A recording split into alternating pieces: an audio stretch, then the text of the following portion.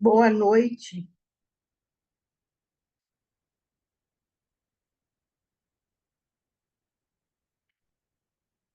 Boa noite. Olá, boa noite.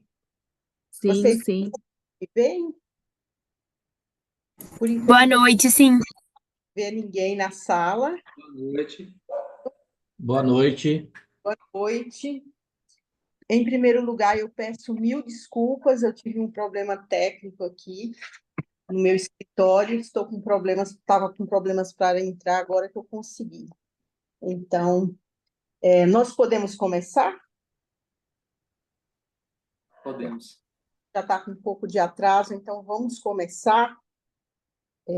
Nós vamos seguir, né? Primeiro, assim, me apresentando muito rapidamente. Meu nome é Mirti Cruz, eu sou professora da PUC São Paulo e irei moderar aqui, né, essa sessão com vocês. Gostaria que vocês se sentissem à vontade, que vocês, enfim, me interrompessem a qualquer momento, que vocês sentirem necessidade.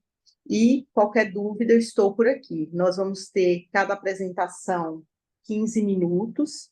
Ao final, faltando mais ou menos 3 minutos, eu irei avisá-los só por uma questão mesmo de gestão do tempo. Esse atraso nós vamos descontar ao final, então eu já peço desculpas e nós vamos dar início, então. Tudo bem? O certificado nós vamos ter, vocês vão receber depois. Qualquer dúvida, me falem e me interrompam. Tudo bem? Então, a nossa sessão 2, né? Nós vamos estar aqui na sessão 2. Nós estamos trabalhando com diversidade e inclusão. Nós vamos começar com a pesquisa, o sistema de cumprimento de pena e ressocialização pelo trabalho, a contratação de mão de obra apenada por uma instituição de ensino superior. Nós temos Clodoaldo Natal, da Universidade Federal do Mato Grosso do Sul, Márcio de Aquino, da Universidade Católica Dom Bosco, Marco Aurélio Batista de Souza, da Universidade Federal de Mato Grosso do Sul. Podemos começar com vocês? Sim, podemos, Mirth. Clodoaldo aqui está falando. Tudo bem? Tudo bem, obrigada, Clodoaldo. Você está com a apresentação aí? Sim, estou. Só não sei como faço. Você pode subir aqui, né? Aqui tem uma opção, né? Compartilhar. É depois do coração. Depois do coraçãozinho, assim. Que você deve ter aí um coraçãozinho, logo em seguida tem compartilhar. Aqui no O Zoom. meu tem levante a mão. É o share? É, né? Isso. Nossa, ok. Documentos. Deixa eu só. Como eu não quase nunca usei esse. O Zoom, né? O Zoom é um pouco diferente. Normalmente a gente usa o Meet, né? O Google Meet. É, exatamente. Ixi, não sei como é que eu faço, hein?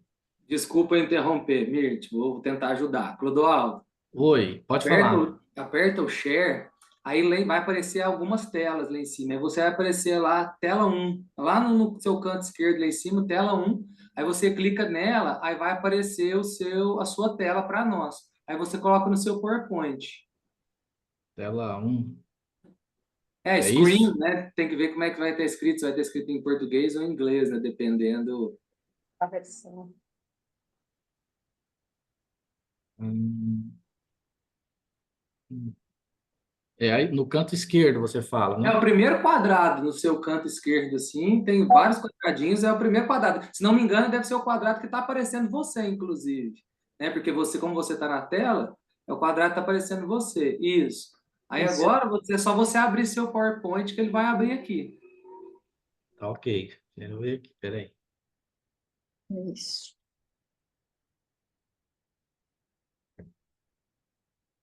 Desculpa a minha ignorância, mas é porque é a primeira vez que eu... Fica tranquilo. Fica bem Apareceu aí alguma coisa? Aparecendo. Aí, isso, perfeito. Tá Eu ok? vou meu áudio para não atrapalhar você, tá? Mas qualquer coisa você peça socorro aqui, que nós temos o nosso colega aqui que nos ajudou. Obrigado, viu, Nestor? Muito obrigado. Vou fechar meu áudio. Tá, muito obrigado, Mirtes. Bom, eu vou me apresentar rapidinho. Eu sou Clodoaldo Natal, eu sou aqui de Três Lagoas, Mato Grosso do Sul. Sou estudante do Profiap, da Escola de Administração e Negócios da Universidade Federal de Mato Grosso do Sul. E nós escrevemos esse artigo em três mãos, né? Eu, mais o Márcio de Aquino e o nosso professor orientador, o Marco Aurélio. O tema do trabalho, do artigo, é o sistema de cumprimento de penas e a ressocialização pelo trabalho, né? Uma contratação de mão de obra penada por uma instituição de ensino superior.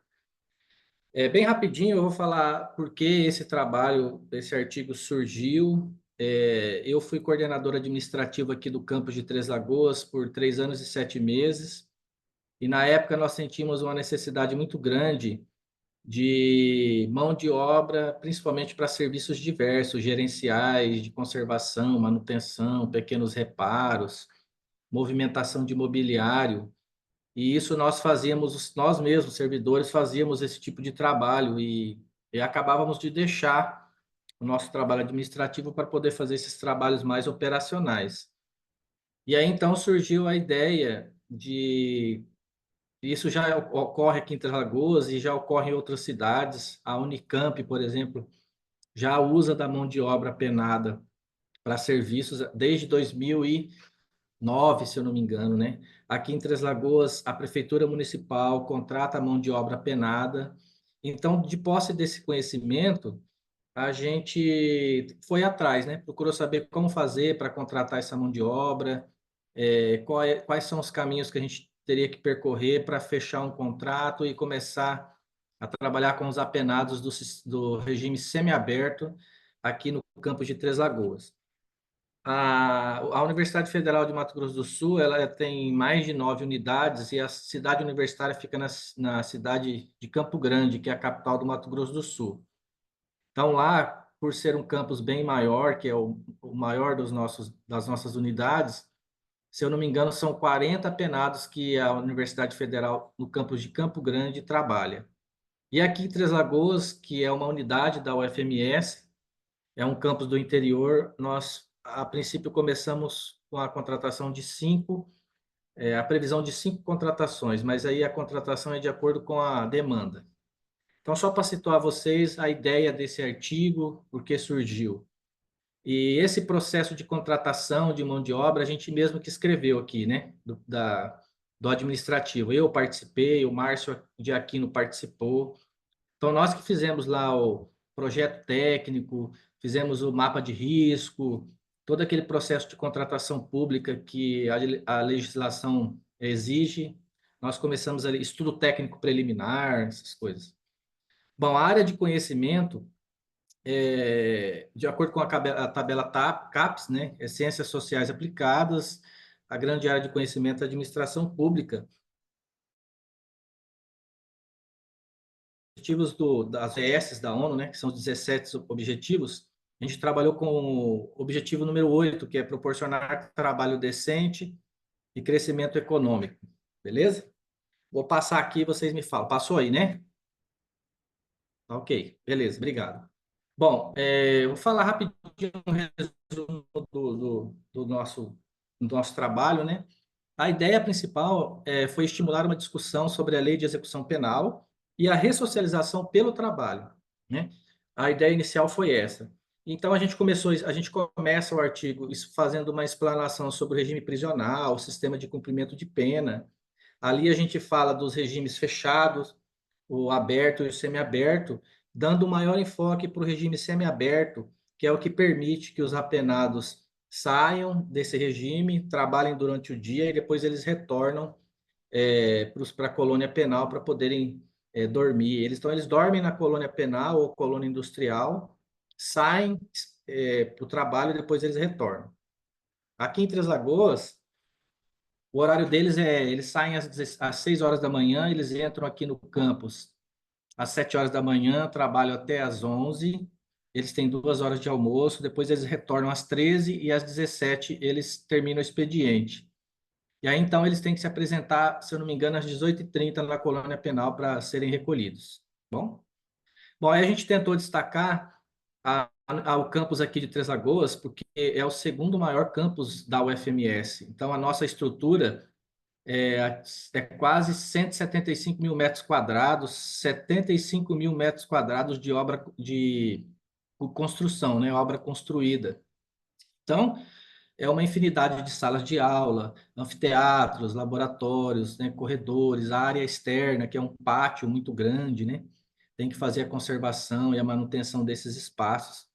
E aí, então, a gente optou por tentar trabalhar com a mão de obra apenada aqui na nossa unidade. Bom, a pesquisa ela é bibliográfica descritiva, a parte de referencial teórico a gente coletou em artigos, livros, né, textos já publicados. Existem vários textos publicados que falam de ressocialização, principalmente da área do direito. Então, a gente tentou buscar aquilo que mais se aproximava da questão de contratação de mão de obra, de ressocialização pelo trabalho. E também tentar falar um pouco da iniciativa do campus, né? E promover essa contratação de apenados, né? Da forma que promove a cidadania dos indivíduos. E a ideia também era imaginar na economia de recursos públicos. Lá na frente a gente vai ver uma tabela de quanto essa economia na contratação de mão de obra apenada ela é substancial. Vou passar mais uma aqui. A justificativa do estudo, então, né? A ideia é que o estudo possa contribuir para a compreensão da inclusão social por meio do trabalho, elencar os acertos os avanços e os avanços da administração local.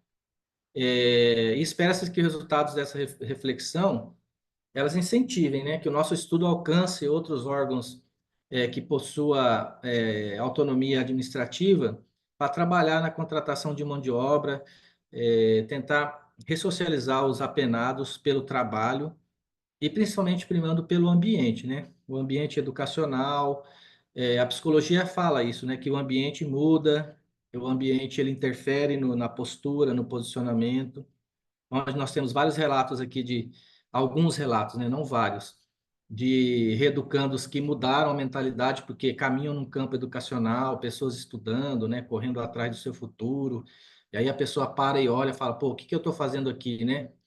Tem até um fato legal e bacana de comentar aqui, de um reeducando que trabalhou conosco, que a maioria dos jovens que estavam estudando no campus, já fazendo graduação, ele conhecia porque fizeram o ensino médio com ele, né? E aí ele até falou, né, Mirtz, falou, nossa, aquele ali, aquele amigo lá foi amigo meu no ensino médio, né? Ele está fazendo um direito, uma medicina, e eu estou aqui nessa situação, né? Então, para dizer que o ambiente é possível, é passível de mudança. Bom, vou passar mais uma aqui. Bom, o objetivo principal do estudo foi apresentar as características da Lei de Execução Penal, né, o sistema prisional brasileiro, com ênfase nas peculiaridades do semiaberto, né? A gente fala um pouco do semiaberto e principalmente na ressocialização pelo trabalho, destacando a iniciativa da Universidade Federal, o campus de Três Lagoas, como essa estratégia, né, de contratação, estratégia de aprimoramento e desempenho da organização, né? Princípio da economicidade, da eficiência, que são os princípios que regem a administração pública, princípios constitucionais. Bom, a pergunta da pesquisa foi se a ação promovida aqui pela nossa unidade, ela contribui para mitigar, né, e a reinserção, a mitigação de custos, né, e a reinserção dos apenados por meio do trabalho. O objeto da pesquisa foram os apenados. Aqui em Três Lagoas existe uma colônia penal chamada Paracelso de Lima Vieira.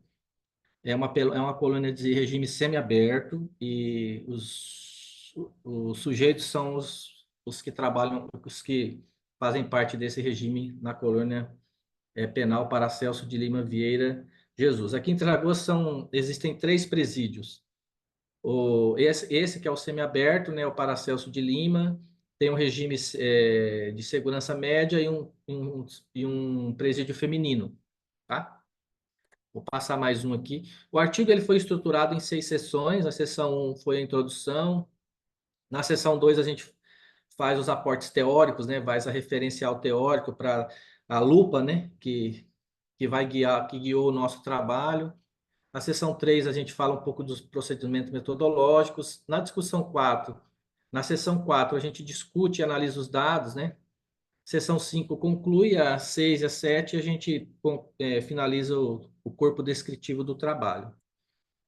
Bom, aqui na referencial teórica eu vou passar bem rapidinho os referenciais que nós utilizamos aqui na escrita do artigo. Bom, o regime prisional brasileiro e o sistema de cumprimento de pena, nós utilizamos bastante o Norberto Cláudio Pâncaro Avena, que ele escreveu uma obra bem bacana que chama Execução Penal, é uma obra não é tão recente, de 2014, e também a gente trabalhou com a lei número 7.210, que é a lei de execução penal, né, para tentar construir esse referencial. O regime semiaberto também a gente trabalhou com o Código Penal e voltamos a trabalhar com a lei número 7.212, que é a lei de execução penal.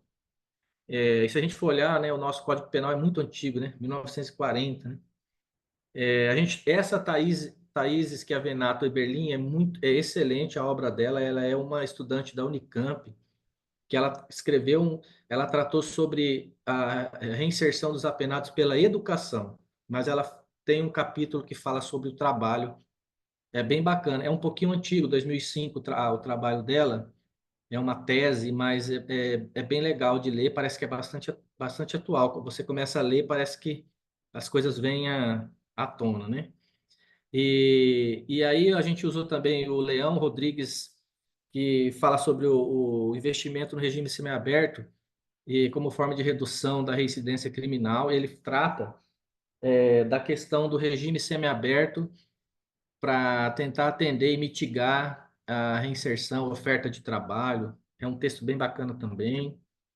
O trabalho como meio de ressocialização, a gente retoma novamente a Eberlin, e a gente usou aqui no estado de Mato Grosso do Sul a nossa AGPEN, que é a Agência Penitenciária nossa aqui, que é o sistema estadual que agencia os apenados. Eles escreveram uma cartilha para impulsionar, fomentar a contratação de mão de obra, chama cartilha de mão de obra carcerária. Essa cartilha é bem bacana, ela vai te explicando como contratar, quem procurar, o que, que o apenado pode fazer ou não pode, quais são as leis que eles estão submetidos, quais são as leis que não. Essa cartilha, o estado de Goiás também tem uma cartilha dessa. E aí, em relação à Universidade Federal de Mato Grosso do Sul, nós utilizamos as nossas normativas que nós temos aqui, a contratação, né?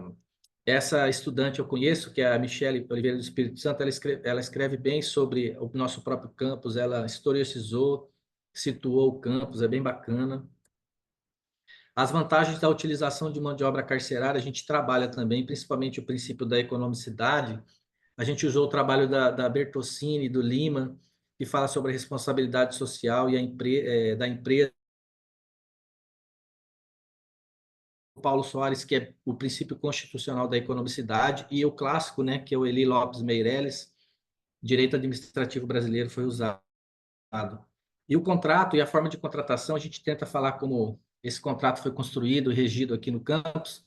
A gente usou o próprio termo de cooperação mútua, que é entre a GPEM o local onde a gente consegue contratar, né, que é no fórum, né, que é o Conselho da Comunidade, e o extrato do contrato. Pelo boletim oficial, a gente não consegue ver o contrato como todo, infelizmente, mas existe o extrato lá que esse contrato foi celebrado entre a Universidade Federal, o Campus de Três Lagoas e o Conselho da Comunidade para contratar os apenados do regime semiaberto. Bom, nós temos 3 minutos, mas pelo atraso eu vou estender 5, em 5 segundos. Obrigado, mesmo, mas passou muito rápido, hein, Mirtz? Eu vou tentar ser mais rápido aqui. Bom, a gente usou o Parsifal para fazer uma pesquisa que é da literatura utilizada. Usamos no Parsifal, a gente usou os critérios de busca, né? Foram 3 questões. Se são identificados elementos sobre o trabalho, se foi identificado o princípio da economicidade, se foi encontrada a aplicação de políticas públicas. E essa pesquisa, ela retornou um total de 517 estudos que foram indexados no CAPES 38, Scopus 67, Snowball 14, Web of Science 398. Desses 517 estudos que nós fizemos na metodologia, 14 tiveram conteúdo alinhado com o estudo, né, o tema, mas a gente usou todos esses estudos, a gente usou só 10 que ficaram mais próximos, né? Então, os 10 estudos acadêmicos retidos para análises permitiram identificar pontos de convergência e divergência. Primeiro, que a LEP é uma legislação, a Lei de Execução Penal é uma legislação que atesta a dignidade do recluso e seus direitos, né, que salvaguarda, principalmente pautado na Constituição Federal. Bom, Barbosa e Wolff, eles falam que a ausência de trabalho pode ser uma grande causa de reincidência, né? Embora eles reconheçam que existem outras fontes que colaboram para a reincidência criminal, eles como prisões superpovoadas, né? Falta de condição dos presídios, processos administrativos mal gerenciados, enfim. Eles, por preparar o peso para o retorno gradual à sociedade, né? Ele fala que o setor executivo precisa de maiores investimentos. Bom, a utilização da mão de obra carcerária é algo a ser potencialmente explorado, principalmente se considerarmos as vantagens econômicas. A gente vai ver um mapinha rapidinho. Andrade Brasil discute em seu artigo um ponto de contradição.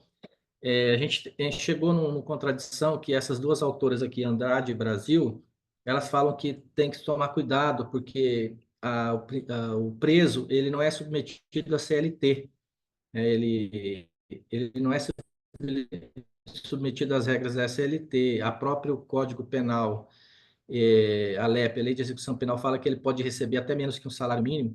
Então, elas chamam a atenção para não explorar, para não haver a exploração de mão de obra, né? A escravização, o subemprego. Então, elas chamam a atenção para isso, é bem bacana. Eles chamam a nossa atenção para a gente não tornar-se cúmplice da marginalização dos apenados, né? Sob o mote de redução de custos, né? A contratação de mão de obra carcerária pode se tornar um grande negócio. Isso mais em empresas públicas, né? Públicas não, perdão, privadas, né? Pode haver a exploração dessa mão de obra com salários menores e sem nenhuma legislação que os reguardem, né? Os guardem, né? Eles não recebem todas aquelas seguranças que a CLT resguarda para um trabalhador livre. Bom, aí eu vou mostrar para vocês um mapinha rapidinho. Aqui a Universidade de Três Lagoas, ela contrata 2 empresas terceirizadas, que é a empresa Adserve, isso aqui para uma quantidade de 5 apenados, né? A utilização de 5 mão de obras. Então, se a gente for olhar lá o valor unitário de uma contratação terceirizada, é em torno de 3.985 mensal. Se a gente for, a universidade contrata essa empresa que contrata o trabalhador terceirizado. Já o reeducando, a gente vai olhar que é em torno de 1.729, que é o custo operacional do reeducando desse mensal. Então, nessa total, a gente consegue ter um impacto na redução de 56,60% em relação a uma contratação de uma mão de obra terceirizada dentro dos critérios lá da administração, né, da lei de contratação, tal. 8.666, agora acho que é 14.000 e cento e alguma coisa. Bom, em resposta à pergunta central do nosso artigo, consegue mitigar os valores? A contratação de mão de obra penada reduz custos? Sim. Se a gente for olhar a tabela, a gente deixa claro que se você for contratar uma mão de obra privada, uma mão de obra penada, a diferença é muito grande, mais da metade, né? Agora, em relação a se essa mão de obra aqui, o trabalho deles aqui no campus contribui para a ressocialização, a gente acredita que precisa de mais qualidade, né? A gente precisa de fazer um trabalho, um questionário estruturado, semi-estruturado, e olhar o viés do preso sobre a ressocialização. O que ele vê, o que ele sente ao trabalhar numa instituição de educação, né? Tendo essa oportunidade. Então, a gente não conseguiu chegar num resultado sobre a ressocialização, né? Se isso contribui, se o trabalho contribui para a ressocialização. mas em relação à redução de custos, sim. Bom, eu já vou fechar aqui, tá? Eu agradeço muito a Mirtz, a moderadora, a Pamela, que está aí no suporte, e aos amigos aí também que estão junto nessa empreitada, tá? Muito obrigado. Muito obrigada, a gente que agradece, né, a sua explanação. E para uma questão de tempo, né, nós vamos chamar o próximo trabalho, que é sobre o racismo institucional nas organizações brasileiras, uma análise documental de relatos de mulheres negras. Chamamos, então, Nestor Brunelli Neto, da Universidade Federal de Uberlândia, e Jalusa Maria Lima Silva Borsato. Boa noite a todos. Boa noite. Deixa eu compartilhar a minha tela aqui. Ainda aparece a tela anterior. Não sei se está aqui com você. Se você já. Acho que o Clodoaldo, não sei se acho que a Pâmela está no suporte, né? Não sei se a Pâmela consegue passar para mim ou se é o Clodoaldo que tem que fazer. Talvez o Clodoaldo precise fechar, né? O trabalho dele aí. Isso, Clodoaldo, você precisa para a apresentação, ok? Acho que ele tem que ir nos 3 pontinhos, meu, não é? Não tem um negócio assim? Tem que passar para mim, lá no share, não é? É, isso. Você vai novamente, Clodoaldo, no share, como se você tivesse indo naquelas telas.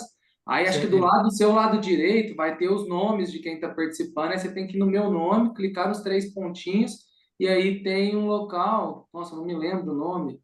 Vou passar para mim. Ixi, cara, não tem nome das pessoas. Não aparece aqui para. Bom, eu vou fechar aqui, vamos ver se deu certo. Não, Não, acho né? que você tem que passar lá para mim mesmo. Eu já tinha visto como é que fazia isso, mas agora não estou lembrando. Eu sei que. E se ele tentar sair e entrar no. Eu vou fazer. Acho que eu vou fazer isso. Eu vou sair e eu volto. Ô, Clodoaldo, não, antes disso, vai aqui na minha câmera, onde está aparecendo a minha câmera, clica nesses 3 pontinhos que fica junto a mim e tenta passar para mim a apresentação. Vê quais as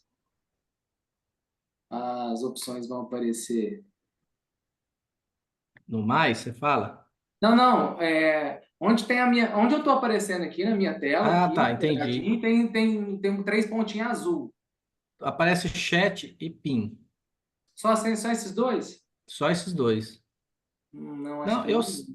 eu saio. Ah, peraí, stop share. Deixa eu ver se eu Isso, clicar Top aqui. Share, faz isso, Top Share. Pronto. Foi? Foi, agora Deixa Foi? eu ver se eu consigo. Vê eu acho aí, que você consegue. Nestor, vê se deu certo. Deixa eu ver. Vocês estão vendo minha tela agora? Estamos. Sim. Sim, beleza. Ótimo. Agora é Então, no modo apresentação. Perfeito, agora já está tudo certo. tudo certo? É. Então vamos lá. Ó, essa é a minha primeira apresentação de artigo, então vocês desculpem aí qualquer nervosismo. O meu artigo ele é totalmente voltado mais para a área teórica, então eu percebi aí do Clodoaldo é bem prático mesmo, né? Ali, então o meu é voltado mais para a área teórica, então a minha apresentação vai ser um pouco diferente. Então vamos lá. Racismo institucional nas organizações brasileiras, uma análise documental de relatos de mulheres negras. Vocês estão me escutando bem, perfeitamente? Sim? Ó, meu nome é Nestor Brunelli Neto, eu sou aluno de mestrado profissional em gestão empresarial na Universidade Federal de Berlândia, né? Eu fui o autor deste artigo, junto com a minha professora, coautora, professora doutora Jalusa Maria Lima Silva Borsato. Ela fez todas as correções e as análises junto comigo e a gente fez em 2 mãos aí. Seguindo, eu trouxe o problema de pesquisa. Deixa eu tentar tirar aqui que a tela que está atrapalhando ver se eu consigo... E aparece tudo certinho para a gente. Para mim aparece todo mundo aqui, sabe? Eu vou mexendo aqui, tá ótimo, é porque a minha câmera aqui corta alguns pedaços. O problema de pesquisa.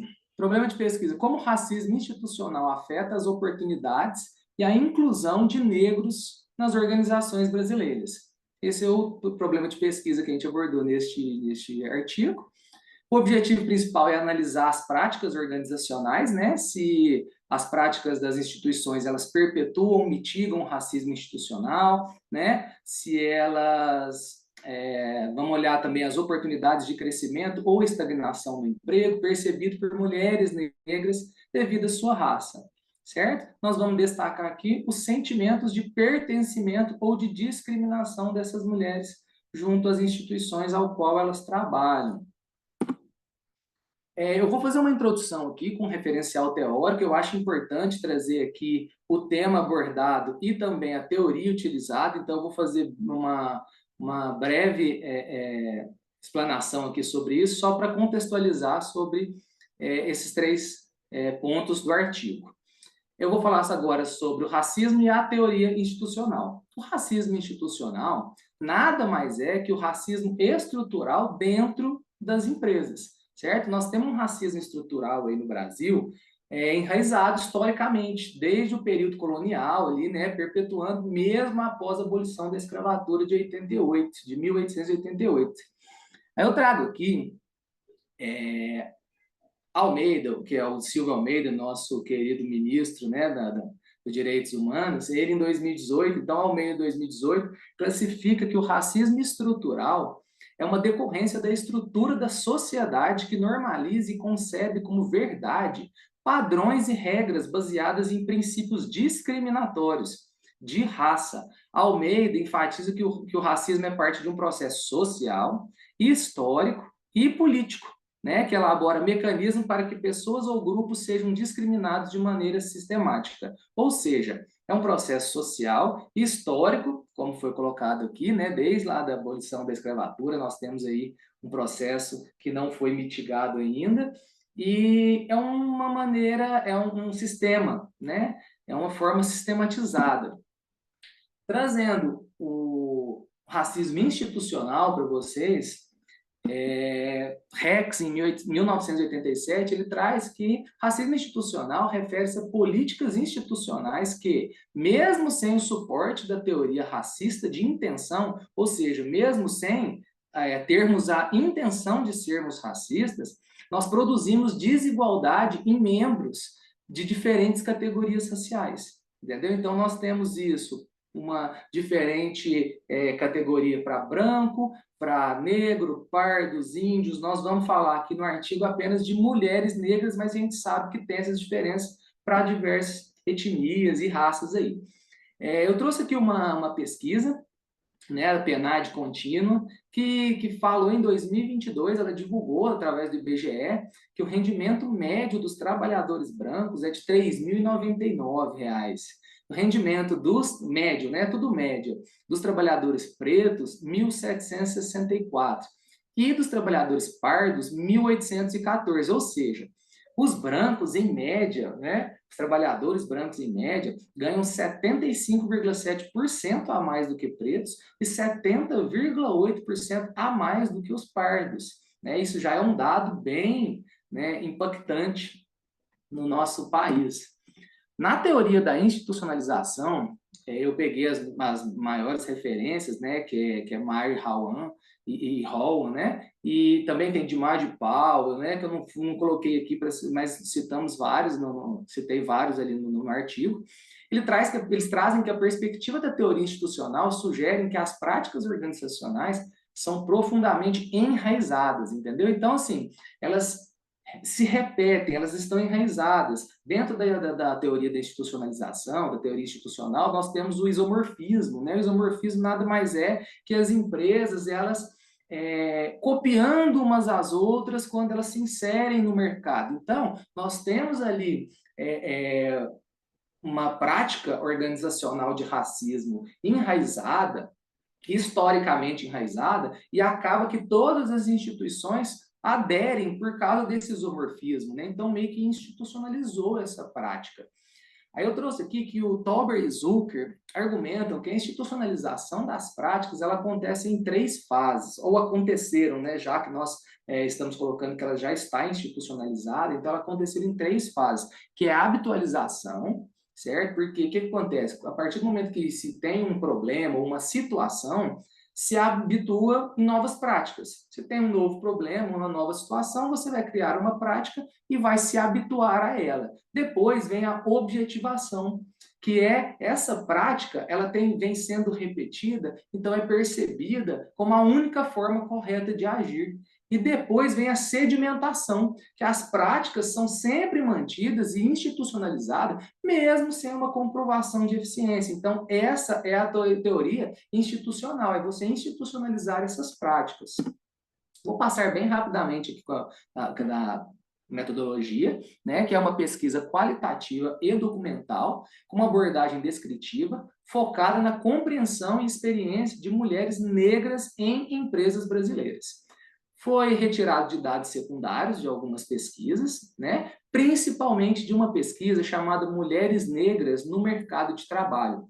Essa pesquisa foi feita pela Fundação Trilhas do Impacto, e foi aplicada a pesquisa através da sua presidente, Juliana Kaiser, nos anos de 2021 e 2022, e ela abordou 155 mulheres negras entre 19 e 55 anos. A idade média delas ali é em torno de 30 a 45 anos. Vamos passar agora para os resultados que essa pesquisa trouxe para nós.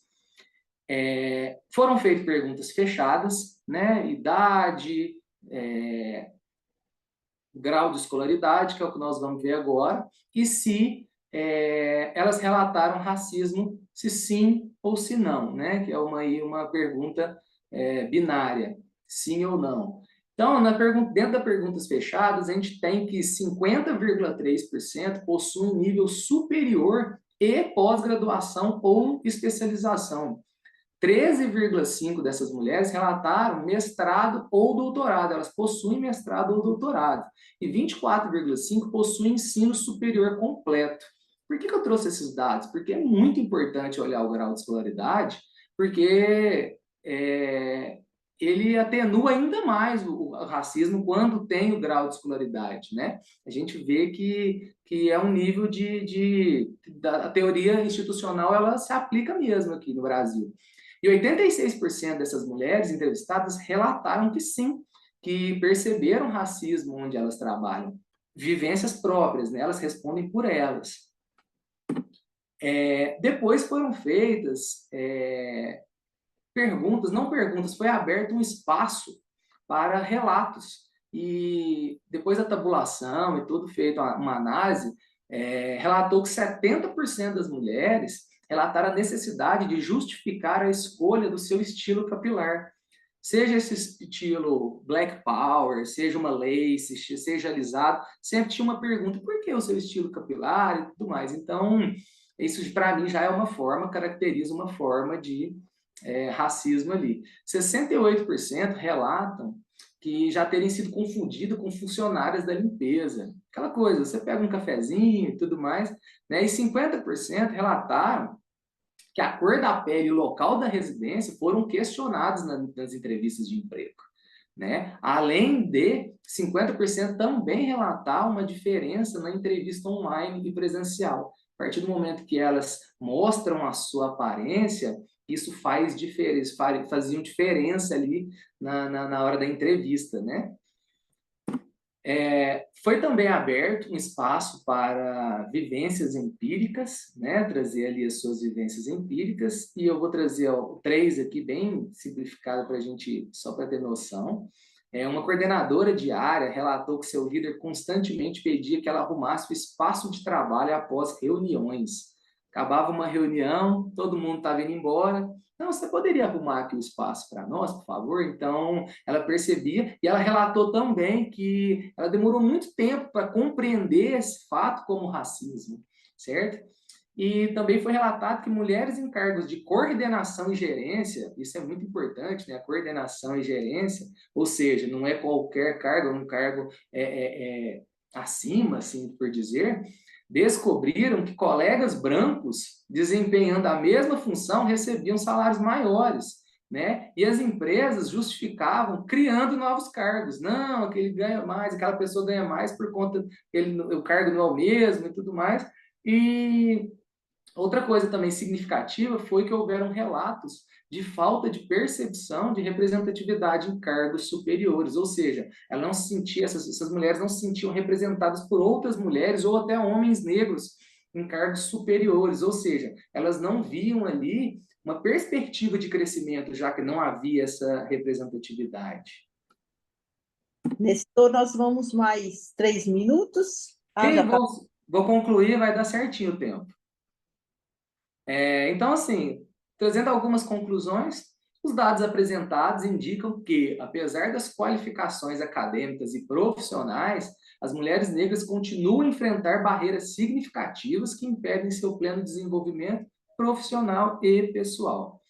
A descoberta de algumas mulheres negras recebem salários inferiores a colegas brancos em posições equivalentes e a tendência das empresas de criar e justificar essa disparidade reforça a necessidade urgente de políticas de transparência da igualdade salarial, né? Até existe uma política, né, de mulheres e homens, mas para a raça ainda não, e mesmo de mulheres e homens, se a gente buscar ali um pouco mais aprofundado, ela não é aplicada ainda, infelizmente.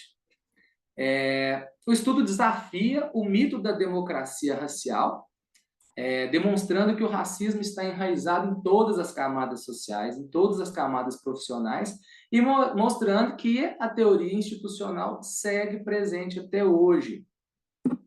E, como consideração final, eu coloquei que a sociedade como um todo deve também, né, se engajar nessa luta contra o racismo institucional. Inclusive, eu fiz esse artigo justamente por isso, mesmo não sendo negro, eu acho que a gente tem que entrar nessa luta. E nós reconhecendo que o desenvolvimento econômico e social do Brasil depende da inclusão plena de todos os seus cidadãos, não apenas uma minoria. E é isso. Muito obrigada, Nestor, pela sua apresentação excelente. Então, nós vamos agora à nossa última apresentação. Depois da última apresentação, nós vamos abrir um debate. Então, fiquem aí até o final, porque temos um debate, é legal. Então, nós vamos agora para a pesquisa Inclusão de Pessoas com Deficiência, um estudo de caso em uma empresa do segmento de petróleo e gás em Macaé, Dandara Duque Trindade, da Universidade Federal Fluminense, Isabela Maria Rezende Taveira, da Universidade Federal Fluminense.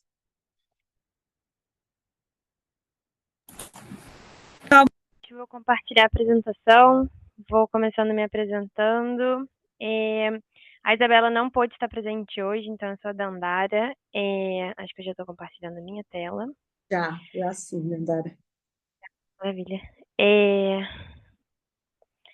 Bom, eu sou a Dandara Trindade, sou graduada pela Universidade Federal Fluminense, pós-graduanda aí pela USP em Gestão de Pessoas. Esse estudo, né, de caso, ele foi feito numa empresa grande do segmento de petróleo e gás em Macaé. Macaé é um grande polo, né, do petróleo e gás, dessa indústria. Só voltando nas apresentações, a Isabela é a doutora, né, minha mestra aí, que foi coautora desse projeto comigo. E ela é cabeça aí do projeto LAPEX, que é um laboratório de pesquisa, ensino e extensão sobre pessoas, subjetividade, organização e trabalho. Dentro desse laboratório existe um segmento só de pesquisa dentro da inclusão de pessoas, né, da gestão de pessoas na parte do petróleo e gás, né, existem muitos estudos aqui referentes a essa indústria, então existe um grupo só de foco para essa parte. E, bom, iniciando, a gente entendeu qual foi o problema que motivou essa pesquisa, né, para a gente desenvolver o estudo e aplicar, e, enfim, tomar as nossas considerações, foi entender a eficácia do processo de inclusão de pessoas com deficiência. Então, a gente quis pegar uma empresa de grande porte e pesquisar como acontecia o processo de inclusão nessa empresa. para entender se esse processo é eficaz ou não, né?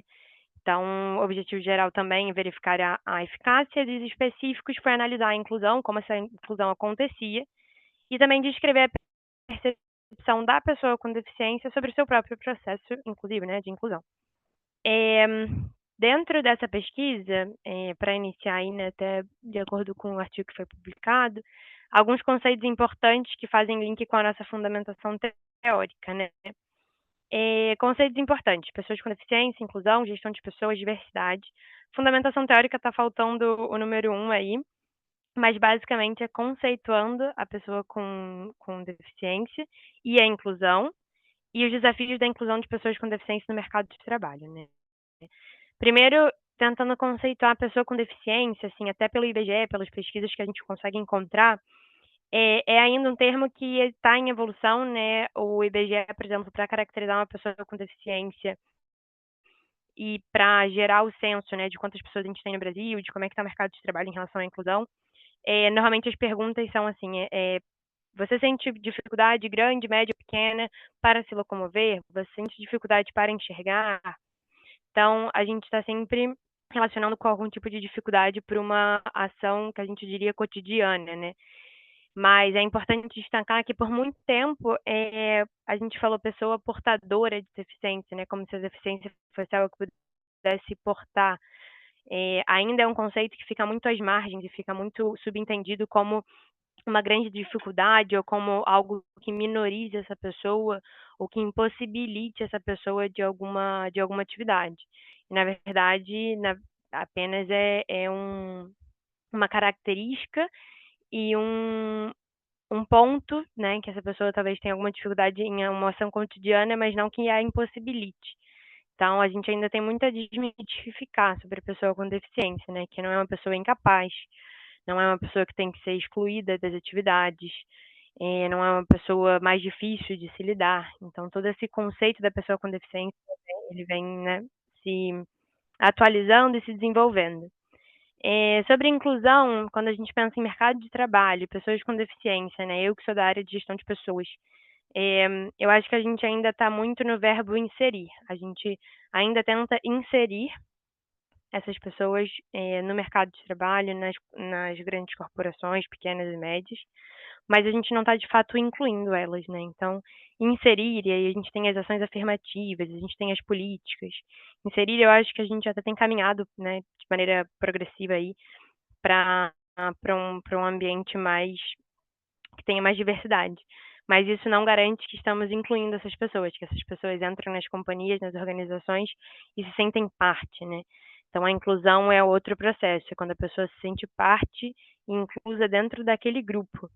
Então, a gente tem que diferenciar bem se a gente está só inserindo e se a gente está realmente fazendo o processo de inclusão, né, efetivo, quando essa pessoa ela se sente parte. Isso tudo faz parte do tema de gestão de pessoas e diversidade, né? Diversidade e inclusão, na verdade, é um tema muito forte quando a gente fala de gestão de pessoas. É um tema que vem sendo aí trabalhado e que é ponto crucial para quem trabalha com isso, né? É um ponto hoje que a gente entende não mais como cumprimento de cota, ele é um ponto estratégico, né? Quando a gente tem diversidade dentro de uma companhia, a gente tem soluções mais eficazes, a gente tem melhora na rapidez para encontrar uma solução, mais criatividade, outras perspectivas sobre algum problema. Então, a diversidade, na verdade, ela tem que ser entendida hoje, ela vem sendo, né, essa ideia vem sendo construída como algo estratégico para as organizações. Mas isso ainda em processo de crescimento. Aqui apareceu um agora. Para essa pesquisa, a gente foi uma pesquisa descritiva, exploratória e explicativa. A gente fez e o estudo de caso, que eu vou apresentar. Os participantes, na verdade, nosso público, né, nosso universo, eram pessoas com deficiência que trabalhavam nessa empresa. A gente teve 10 participantes, que foi 22% do universo total. A gente teve a amostra por acessibilidade e intencionalidade, né, em responder. E o questionário foi disponibilizado para 38%. Então, só 22% aí participou da pesquisa. A gente fez uma coleta de dados por meio da plataforma da SurveyMonkey, então foi disponibilizado, a gente deu um tempo específico. A gente fez o perfil sociodemográfico, que é super importante para entender também, porque às vezes não é só... tem uma autora que fala que os estigmas, eles são cumulativos, né, e as dificuldades também. Então, a gente tem que analisar por vários focos, né? Às vezes, uma mulher preta e deficiente, ela vai encontrar muitos desafios e talvez mais desafios do que uma mulher branca com deficiência, que um homem branco com deficiência. Então, sempre pensar que o perfil sociodemográfico ajuda a gente a analisar também outras esferas. A gente teve uma evocação livre e algumas questões abertas e fechadas. A evocação livre foi analisada pela frequência, a ordem média da ordem de evocação. A gente fez a construção dos quadrantes, né, de 4 casas, e as evocações foram distribuídas conforme a sua importância. E as qualitativas de acordo com a análise de conteúdo das categorias de sentido, né? Isso tudo baseado em Vergara. Dentro do nosso conjunto de participantes, a gente teve 50% de homens, 50% de mulheres. A gente teve 60% de pessoas que tinham ensino técnico ou superior. A gente tinha 70% de pessoas que já tinham um background dentro do óleo e gás. E a gente tinha 50% de pessoas com deficiência física. Quando a primeira pergunta era uma evocação livre, né? As palavras que vinham à sua cabeça, isso sendo respondido por pessoas com deficiência, quando você pensa em inclusão de pessoa com deficiência, né? Então, qual é o olhar da pessoa com deficiência sobre a sua própria inclusão dentro do ambiente corporativo? E aí, né, dentro do quadrante e da análise de evocação, o que mais surgiu foi a categoria de cuidado, né? Então, relacionado com ajuda, apoio, companheirismo, solidariedade. A gente teve muito sobre empatia também, valorização, atenção, reconhecimento, autonomia profissional, então carreira, desenvolvimento de carreira, né? Acreditar em um futuro certo e com possibilidades.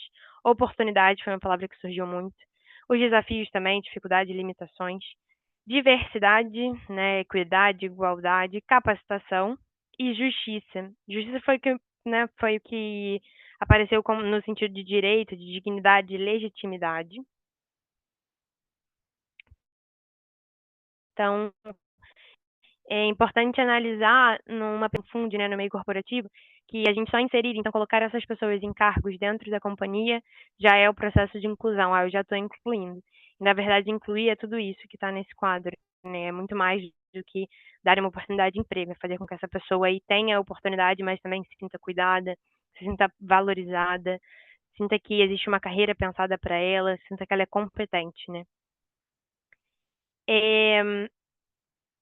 Aqui dentro da frequência de categorias, né, a gente teve a empatia a mais citada, a diversidade a segunda, e depois a gente vem com justiça, oportunidade e cuidado.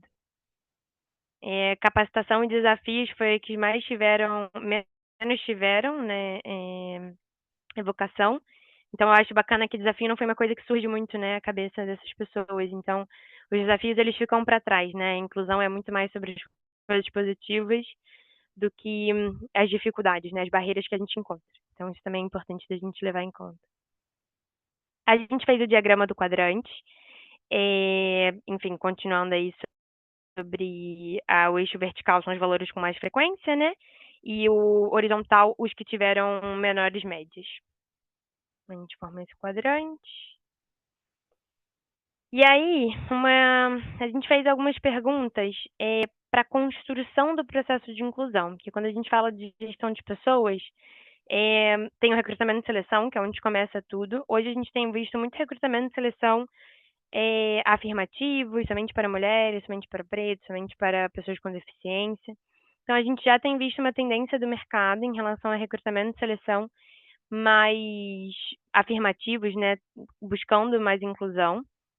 E a gente teve uma resposta positiva de que 80% deles sentiram que o recrutamento e seleção foram sim inclusivos, né, e acessíveis. Eles vinham de diferentes processos seletivos, não de um único, né? Então, de diferentes processos, eles caracterizaram que essa empresa sim tinha um processo inclusivo. Mas, aí contrapondo um pouco essa ideia, né, a gente perguntava se eles acreditavam que a posição deles hoje existiria se não existisse uma política afirmativa. E metade falou que não. Então, apesar de considerar que o meu processo foi inclusivo, eu não acredito que eu teria a posição atual hoje se não existissem cotas a serem cumpridas, basicamente. Essa era a construção da pergunta. E aí, isso reflete bem a diferença, né? Inserir e incluir. Sim, estamos inserindo, é um processo inclusivo, acessível, muitas vezes afirmativos, mas quando eu entro, eu não sinto que eu entrei pela minha capacidade, pelas minhas experiências, pela minha formação técnica, pela meu background, né? Eu ainda sinto que eu só existo dentro da companhia por uma necessidade de cumprir cota. Então, isso demonstra bem ali aquela visão sobre, né, ainda os estigmas, a questão do preconceito, da inclusão. Satisfação em relação ao processo de inclusão. Só 30% está muito satisfeito, outros 30% satisfeitos, outros 30% neutros, e a gente tem 10% pouco satisfeitos. Então, a gente vê que ainda não é uma maioria que está muito satisfeito com o processo de inclusão, né? Isso demonstra bem que, apesar de uma companhia de grande porte, que apresenta aí vários standards globais, segue várias, né, iniciativas globais, que vêm aí mais atualizadas, a gente ainda não tem um processo 100% satisfatório para as pessoas com deficiência. E aí, só voltando um pouco, é importante entender essa percepção, porque se a gente pensar no Brasil, a gente tem 19 milhões de pessoas com deficiência hoje, né, segundo o último dado do IBGE. Dentro dessas 19 milhões de pessoas, a gente tem só 30% dentro das que estão em período de trabalho, né, a gente fala da idade de trabalhar, apenas 30% está empregado. Então, a gente tem 70% dessa mão de obra que não está sendo utilizada, que não está sendo explorada. E dentro do óleo e gás, por muitos anos, a justificativa dessa indústria foi que, por conta das plataformas, das operações de risco, por uma questão de segurança, adaptação, né? Quem conhece plataforma offshore sabe que é um ambiente um pouco hostil e realmente é um ambiente que precisa ser super controlado em relação à segurança. E por conta de todas essas justificativas, se dizia que era muito difícil colocar uma pessoa com deficiência para trabalhar. Como é que eu vou colocar um cadeirante para trabalhar na plataforma? Como é que eu vou colocar, enfim, né, uma pessoa com deficiência para trabalhar num ambiente tão inseguro? E isso hoje vem se desmistificando no ramo de petróleo e gás, de que a gente consegue sim fazer as adaptações, né? Mais de 70% das adaptações necessárias, elas custam menos do que $1.000 hoje dentro do óleo e gás, né? Então, são adaptações que talvez a gente não olhe com carinho e atenção e cuidado e perceba que talvez são mais fáceis do que a gente está imaginando, né? Então, é toda uma construção de realmente fazer esse processo acontecer. Outra visão importante em relação a isso é que muitas vezes a gente tem um ambiente, por exemplo, de escritório, isso aconteceu recente, que a gente entende que é um ambiente inclusivo, a gente está super adaptado em relação. E não digo adaptado só na parte física e estrutural do escritório, né? Mas as pessoas, elas estão abertas, elas estão orientadas, estão treinadas. E aí a gente vai vivendo experiências que nos dizem o contrário, né? Então, a inclusão, ela é um processo longo, né? A gente precisa inserir essas pessoas e aí a gente vai entendendo na perspectiva da pessoa com deficiência realmente o que a gente precisa ajustar. Muitas vezes o nosso olhar de pessoa que não tem deficiência, ele não está muito calibrado para isso, né? Então, a gente teve uma experiência, por exemplo, com essa pesquisa, de ver por outra perspectiva algumas mudanças estruturais e físicas que a gente poderia fazer e que a gente não estava no nosso radar, mas que a pessoa que sente a dificuldade, quando ela levanta a bandeira, a gente abre os olhos e enxerga uma coisa que a gente poderia alterar e melhorar muito o ambiente. E eu acho que a maior barreira hoje continua sendo a cultural, a gente ainda tem um preconceito enraizado, estruturado e muitas vezes velado em relação à pessoa com deficiência, de que são pessoas incapazes, de que são pessoas que não têm capacitação, de que são pessoas com menor valor e que vão apresentar muita dificuldade para o negócio, que vão gerar muitos reparos necessários e que a empresa vai despender muito dinheiro em relação a isso. E a gente escolheu essa companhia também porque eles tiveram um processo com o Ministério do Trabalho em relação ao aumento da cota, e uma das grandes justificativas foi porque não existia pessoas capacitadas no mercado, né? E a grande solução foi, então, vamos capacitar, né? Então, em Macaé, hoje, existem diversas empresas do ramo do petróleo e gás que oferecem capacitação para pessoas com deficiência, né, no ramo que a gente trabalha. Então, em técnico no Senai de mecânica, técnico de eletrônica, técnico de mecatrônica, técnico de administração. Então, para cada desafio que a gente encontra, com certeza a gente consegue se juntar para encontrar uma solução, e isso faz muito parte do que a gente botou de consideração final, né, de que dentro de uma companhia grande, que o ramo é 100% serviço de petróleo e gás, já existe a inserção de pessoas com deficiência, mas a inclusão ela ainda está caminhando a parte. Então, a gente tem que pensar na perspectiva de que ainda existe muito a se fazer. Foi um resultado reflexivo para a corporação, mas principalmente, né, para outra parte, que é a parte da universidade, né, para entender também o papel da universidade, dos alunos e da sociedade no geral para esse processo. Para a prática de recursos humanos é fundamental, a gente aplicou mais perguntas do que foi mostrado aqui, né, a gente trouxe só algumas, mas foi um questionário grande. Então, a gente pode identificar muitos pontos falhos que a gente pode melhorar, como prática de gestão de pessoas, de gestão de diversidade e inclusão. As limitações da pesquisa, claro, né? A gente não conseguiu alcançar quantas pessoas a gente pretendia, mas a gente alcançou um número para a pesquisa ser viável. E também sugestões de novos estudos, né? Hoje não existem tantos estudos sobre pessoa com deficiência.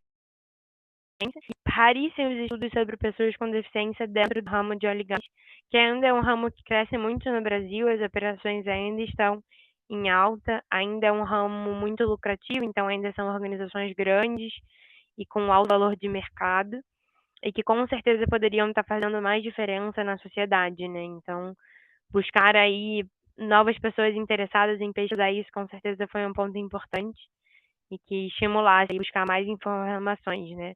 A gente tem os dados do IBGE, tem, enfim, algumas outras pesquisas, mas ainda é um campo pouco explorado, e a gente precisa explorar cada vez mais para entender o que a gente pode fazer como sociedade, como organização, como universidade, né, para melhorar esse processo de inclusão. Lá no artigo vão ter todas as referências bibliográficas, vão ter muito mais informação sobre outras perguntas que a gente fez no questionário, e também sobre a nossa fundamentação teórica para realizar esse trabalho. Eu acho que eu fui um pouquinho mais rápido que o tema, do que o tempo que eu tinha, né, 15 minutos, mas fiquei preocupada de não extrapolar muito e acabei falando rápido demais. Mas agradeço aí o tempinho de vocês. Muito obrigada, Dandara, pela excelente apresentação. Queria fazer algumas considerações antes da gente abrir a palavra para o debate, né? É interessante porque os 3 trabalhos nós tivemos uma palavra em comum, né? Que eu, inclusive, anotei aqui. Todas elas, de algum modo, abordaram sobre os estigmas, cada um dentro do seu campo de atuação, como os estigmas acabam sendo levantando barreiras culturais, barreiras de preconceito, barreiras que vão ali agravar camadas e mais camadas do problema. Então, eu queria começar aí o nosso debate provocando vocês a pensarem exatamente nisso, né? Como é que a gente pode desconstruir esses estigmas que se erguem, né? Fortalezas, na verdade, impedindo aí que o tema ele ganhe uma maior penetração e que realmente fuja dessa questão para além de ser somente o inserir, né?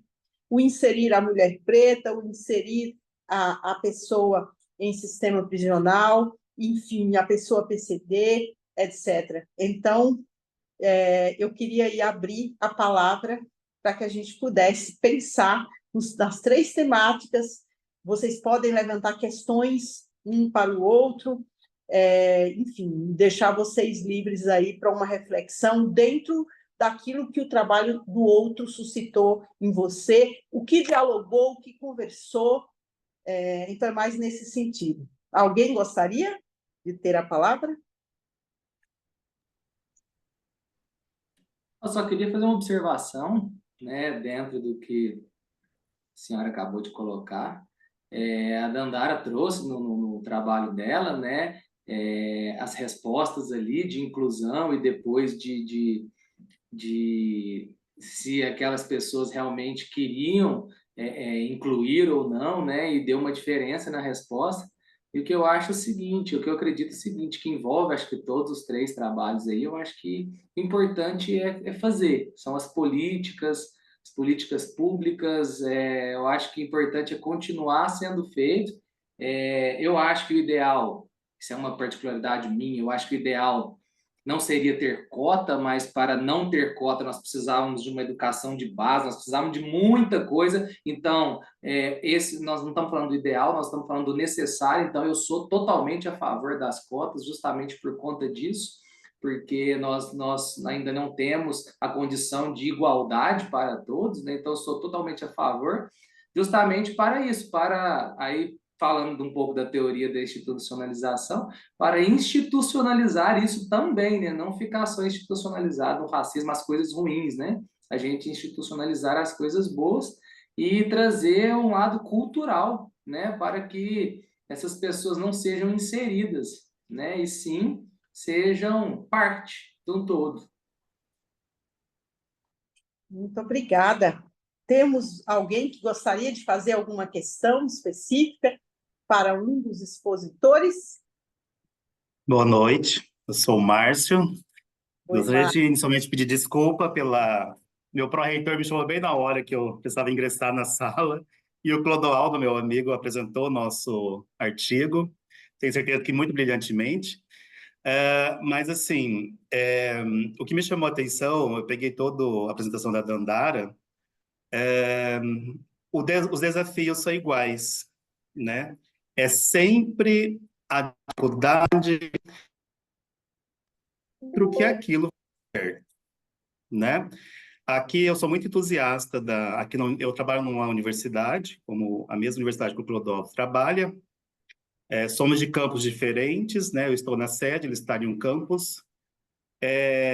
Mas o nosso trabalho refletiu exatamente uma prática nossa, institucional, que foi uma política pública que o nosso reitor quis peitar, mesmo sabendo que ia levar um monte de falatórios, né?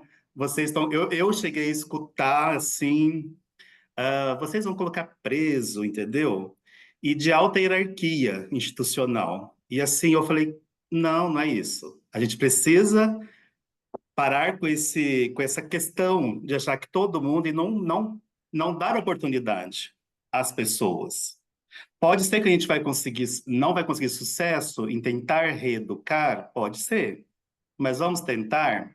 Então, assim, eu escutei várias coisas. Eu sou diretor de compras, por exemplo, e eu tive que celebrar o contrato com as instituições que fazem a seleção, que fazem a gestão dos reeducandos.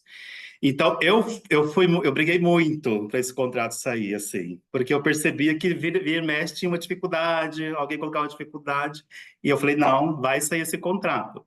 Tanto é que nós temos em 3 campos hoje esse serviço, e de muita valia, né? Mas as dificuldades são exatamente iguais. Então, a sociedade ainda vai muito tempo, né, para entender isso, né? Eu achei muito interessante, você vê que sempre tem justificativa para as coisas. A Dandara colocou que a justificativa é que lá não tinha gente capacitada, não é isso? Então, sempre vai ter uma justificativa. Ou se acontece alguma coisa pontual, como eu também já escutei, por exemplo, porque no nosso caso de reeducandos, a gente tem que ter um olhar super em cima, tem que ter um monitoramento, isso está preconizado na própria norma. E acontece, no início aconteceu certas coisas, e muitos falatórios. O pessoal de verdinho, eles vão nos roubar, vai começar a aparecer celular roubado, vai aparecer isso, vai aparecer aquilo. Não. O histórico demonstrou que não. Houve pontuais situações, mas muito micro, entendeu? E nós temos casos de excelente sucesso de reeducando, nós temos um caso, inclusive, e eu falo assim, que se você conseguir um sucesso nenhum, já valeu a pena. Nós tínhamos um reeducando, nem sei se eu comentei isso com o Clodoaldo, enquanto a gente estava desenvolvendo o artigo, mas nós tínhamos um reeducando, um rapaz novo, acho que 20 anos, hoje era estudante de enfermagem, no 3º ano aqui na universidade. Então eu digo assim, que o ambiente institucional possibilita a mudança, a visão deles, né? E talvez com eles, talvez não com eles, com os filhos deles. E assim eu falo, por exemplo, também com as nossas pessoal da limpeza, por exemplo. Eu sempre digo assim, vocês são tão importantes como os professores dessa instituição, como nós técnicos servidores. E vocês têm a oportunidade de estar numa instituição para que os filhos de vocês, de repente, vocês não tiveram oportunidade, mas vocês estão vendo que é possível eles estarem aqui também, né? Então, sempre a gente vai achando dificuldade para a sociedade aceitar as coisas. E é muito difícil, sempre tem que estar demonstrando e lutando para demonstrar que aquilo vai dar certo, né? Mas é muito legal quando a gente vê que dá certo. Então, acho que é isso que importa, né? Então, tenho certeza que o trabalho o outro trabalho também foi muito bem colocado. Depois eu vou ler, tá? E peço desculpa por ter me atrasado. Muito Obrigada, obrigado. problema algum. Muito obrigada. Temos mais alguém que gostaria de fazer alguma questão ou fazer alguma ponderação? Alguma provocação também é bom. Então, eu gostaria de. Eu li os dois trabalhos bem apresentados pelo Nestor, né, sobre o racismo institucional e pela Dandara, e a gente fica pensando. Primeiro, agradecer ao Márcio Aquino também, que ele é um cara muito genial, bacana, e o nosso orientador tá também no grupo, o Marco Aurélio, um cara excepcional. E a gente pensa. Essa sala talvez seja uma sala dentro desse evento que trabalha os três viés, né? Você pensa racismo, olha que interessante, né? Racismo institucionalizado. Aí depois você vai falar de pessoas com deficiência e depois você vai falar de reeducando, encarcerado, né? As oportunidades. Aí a gente vem pensar políticas públicas, principalmente as organizacionais, né? Para formar essas políticas que podem formar estruturas e promover mudanças, né? Acreditar nas políticas, não só acreditar em ações pontuais. Se for imaginar, por exemplo, lá a Universidade Federal do Mato Grosso do Sul, ela tem uma ação. Essa empresa de gás e petróleo de Macaé, ela tem essa política. Olha que bacana, né? Pensar o governo, as instituições, valorizar essas políticas e não só como uma ação pontual, mas que isso se difunda, né? Isso se propague. E aí também pensar e discutir as barreiras, né, enfrentadas no caso das mulheres negras, né? São dois estigmas, mulheres e negras, né? O Nestor trabalhou bem isso. É, esse preconceito enraizado, institucionalizado, que é histórico, né, na nossa sociedade, pensar que o racismo, o negro, o escravo, bem atrás na história, ele era tido como uma mercadoria, né? Ele era como se você fosse comprar numa prateleira, olhava os dentes, olhava a canela, se era canela mais fina, canela mais grossa, a orelha. Quer dizer, olha que absurdo, né? E a sociedade viveu isso, né? Imaginar que isso foi vivido, existiu, aconteceu. E é pensar, né, quais são as principais barreiras identificadas na implantação efetiva dessas políticas de igualdade racial, principalmente nas organizações brasileiras, né?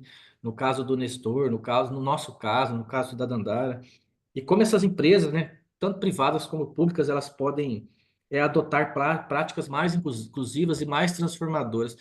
E que essas empresas, né, pontuais ou não, elas sejam reflexo, né? Não seja porque eu tenho que cumprir uma legislação, incluir PCD na minha empresa, que eu tenho que cumprir uma legislação que me obriga a abrir cotas para alunos negros, pardos, indígenas na universidade, né? E pensar em política pública como algo mais amplo, absorvido pela sociedade, não como uma obrigação, mas como um dever, né? Um dever histórico.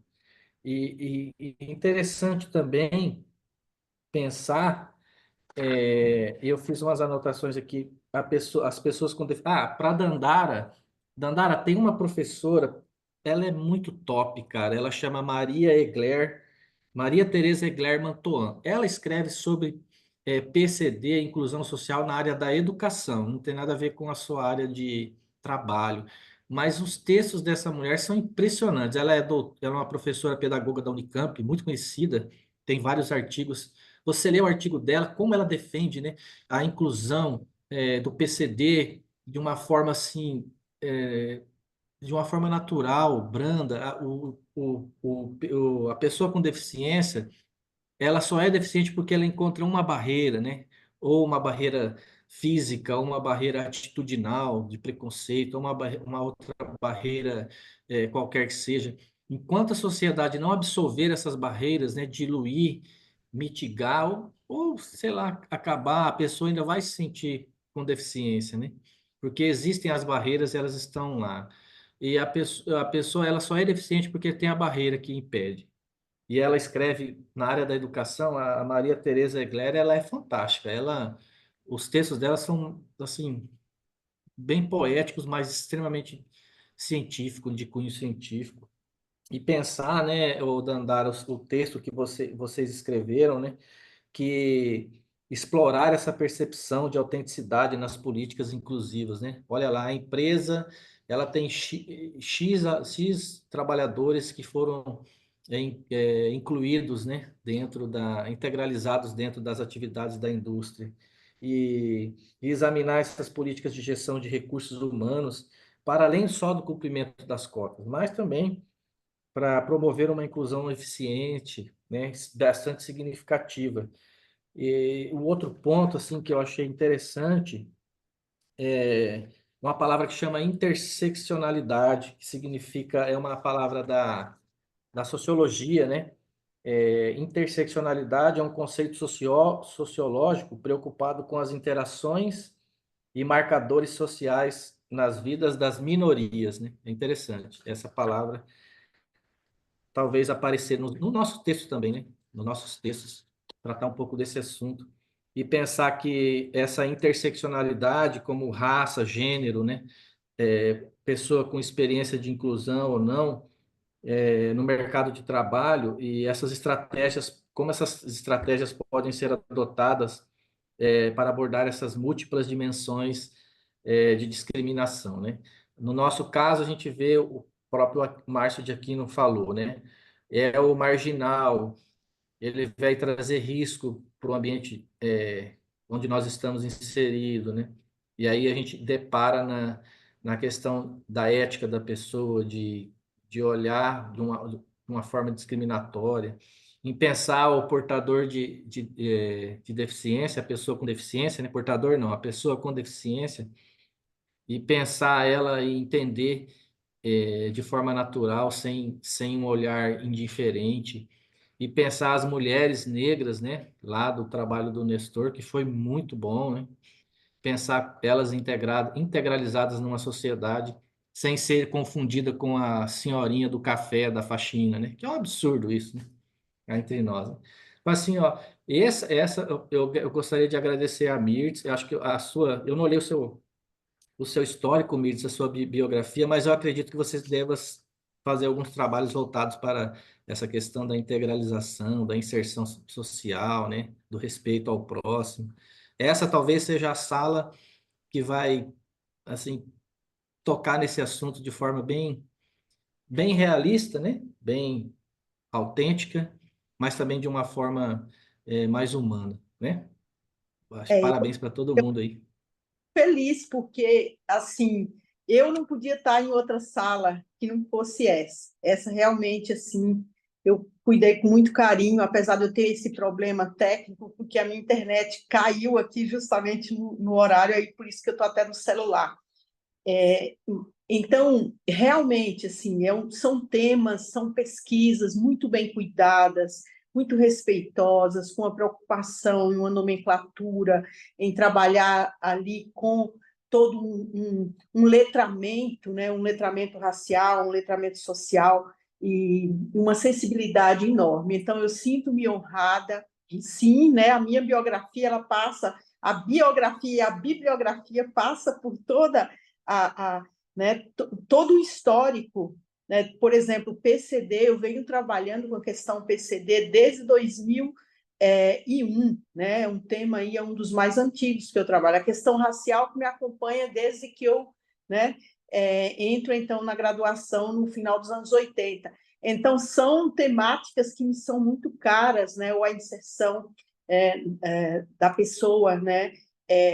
Em situação aí de encarceramento no mercado de trabalho. Então, são temas que dialogam demais com o meu percurso de ativismo, o meu percurso acadêmico, minhas produções acadêmicas. Então, eu estou com meu coração aqui muito aquecido e feliz por estar aqui, né, nesse exato momento.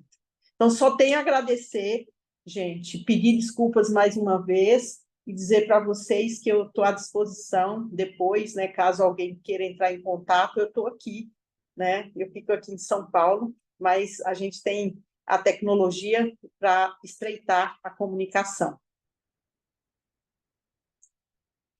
Então, USP muito também? obrigado, viu? Hã? A senhora é da USP também? Não, não sou da USP, eu sou da PUC de São Paulo. Ah, sim. Deixa eu Então, perguntar, posso perguntar uma coisa? Bateu curiosidade. A senhora falou que me recordo quantos anos já a senhora trabalha esse tema PCD, né? sim. Hoje se tem, a senhora sabe, se tem um estudo estatístico do número de organizações que estão em rankings que mais se preocupam com esse tema? Assim? Sim, tem estudos, depois, se você quiser, a gente pode trocar informação. Sim, né? Tem aquelas que são, a gente chama de benchmarking, né? Que eu sou de RH também, a gente fala em benchmarking nessa área de PCD, que são referência, e tem por setor, né? Tem ali por setor da economia, tem, enfim, por vários tipos de classificações. É porque enquanto as organizações não estiverem realmente envolvidas, né, imbuídas com esses temas, infelizmente a gente vê muitas instituições ainda muito atrás de umas estão muito à frente para algumas coisas, né? Eu percebo que, por exemplo, na minha instituição, e não estão puxando às vezes um pouco, mas eu vejo eles muito envolvidos com muita coisa. Esses dias mesmo a gente estava fazendo um teste com a cadeirante, para a gente ver as dificuldades que ela tinha de andar no campus, mobilidade no campus. Foi um teste para a gente saber, mapear o que é que a gente precisa de fazer, quais são as dificuldades. Então, assim, e eu fiquei pensando, né? Quantas organizações será que também são envolvidas? Porque nós estamos muito bem em alguns rankings, assim, e conseguimos vários certificados, reconhecimentos, porque estamos à frente de algumas instituições, assim. E por isso eu fiz essa pergunta, entendeu? Eu realmente nunca tive curiosidade de olhar isso, de buscar esse... Não, tem sim. Inclusive, a lei, né, obriga, né, mas muitas sequer cumprem a lei. Então, a gente ainda está e tem diferentes estágios né, de aplicabilidade mesmo da própria lei, né? Legal. Obrigada, gente. Um abraço para vocês, viu? Gostei demais de conhecer cada uma e cada um. Muito Obrigado, obrigado. gente. Fique com Até Deus. mais, gente. Parabéns aí pela sala, pelas apresentações. Fiquem com Para Deus. Até vocês mais. também. Obrigado. Parabéns a todos.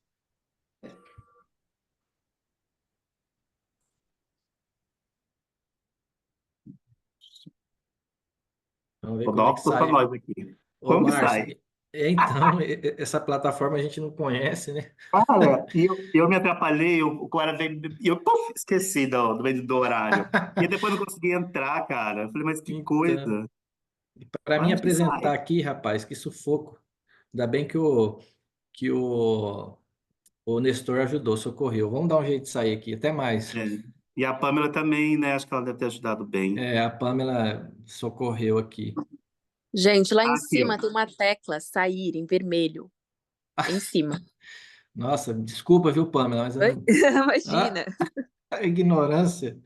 Obrigado, viu? Um abraço, fica com Deus. Nada, tchau, tchau. Tchau.